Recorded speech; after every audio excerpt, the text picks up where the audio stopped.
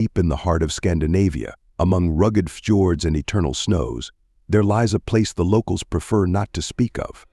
It is hidden from human eyes, surrounded by impenetrable forests and cold, crystal-clear lakes. This place is known as the Valley of the Forgotten, and its history is shrouded in darkness and mystery.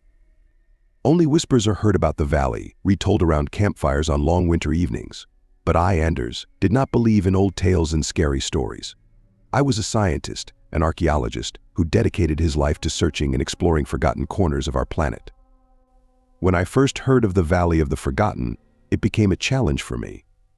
I decided to find this place, uncover its secrets, and perhaps etch my name into history. My companion on this journey was my friend and colleague Olaf. We were both experienced travelers who had gone through many trials, but nothing could have prepared us for what lay ahead. The preparation for the expedition took several months.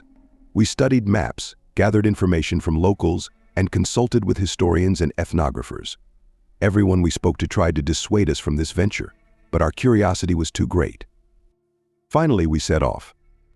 The first part of the journey was relatively easy. We drove through mountain passes, stopping in small villages where we were met with unfriendly looks and silence.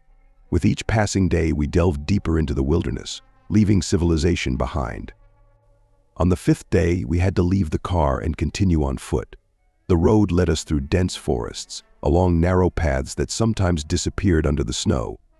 The weather grew harsher with each step. The cold seeped into our bones, and the wind howled as if warning of impending danger. We walked for several days, navigating by old maps and compass. The forest around us seemed endless, and with each step, it felt more hostile. One night when we camped at the foot of a cliff, I awoke to a strange sound. It was a quiet, almost imperceptible whisper coming from deep within the forest. I looked around but saw nothing except the dark silhouettes of trees and thick fog slowly descending to the ground. The next morning we continued our journey. Each step became increasingly difficult. Fatigue set in, and the cold was unbearable. Suddenly, the forest before us began to thin, and we found ourselves on the edge of a vast valley. Below, among the snowy plains and rocks, lay the ruins of an ancient city. We were stunned. Before us were the remnants of a civilization unknown to anyone. The city, built of black stone, appeared abandoned centuries ago. Its walls were covered in strange symbols that resembled ancient runes but had their own unique form. We descended into the valley and began our exploration. The ruins bore traces of a former life: destroyed houses, temples with collapsed domes, and a square in the center of which stood a strange monolith adorned with carvings and stone faces gazing in different directions. But despite the apparent desolation, there was an energy in the city that was unsettling and filled us with inexplicable fear. We decided to spend the night in one of the intact buildings. That night I heard the whisper again, but this time it was clearer. It seemed that the voices were coming from everywhere, but the source was unclear. When I tried to wake Olaf, he opened his eyes, and I saw something strange in them. It was as if he were in a trance, his gaze empty and disturbed. I managed to bring him back to his senses, but he couldn't explain what had happened to him. The next day we began exploring the city. In the center of the square, at the foot of the monolith, we found an entrance to an underground chamber. Stone steps led down into the darkness. We decided to descend and find out what was hidden in this strange place. The underground chamber turned out to be a massive labyrinth.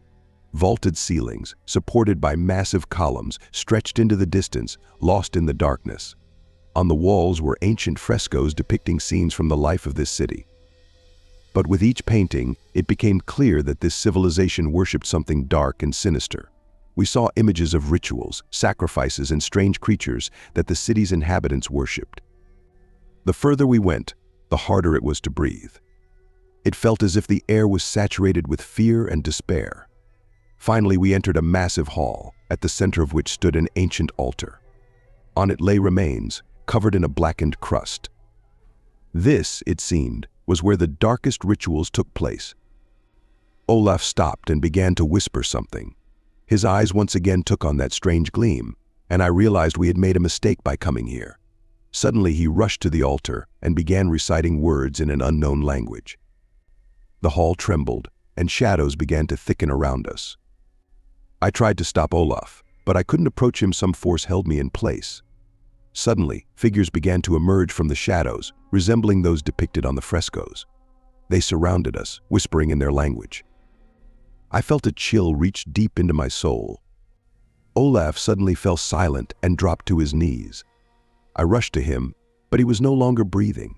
His body was cold, and his eyes were empty.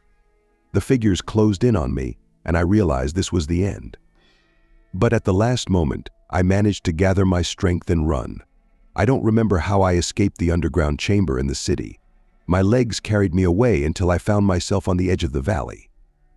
Looking back, I saw the shadows following me, but unable to cross the city's boundary. I returned to the village, but I never found Olaf. He remained in the Valley of the Forgotten, along with its dark secrets. Since then, I have never returned there and tried to forget everything that happened. But the shadows of the past don't leave me. In the silence of the night, I sometimes hear the same whispers as in the valley. I know they're watching me, waiting for their time, and I'm not sure I can resist them for long.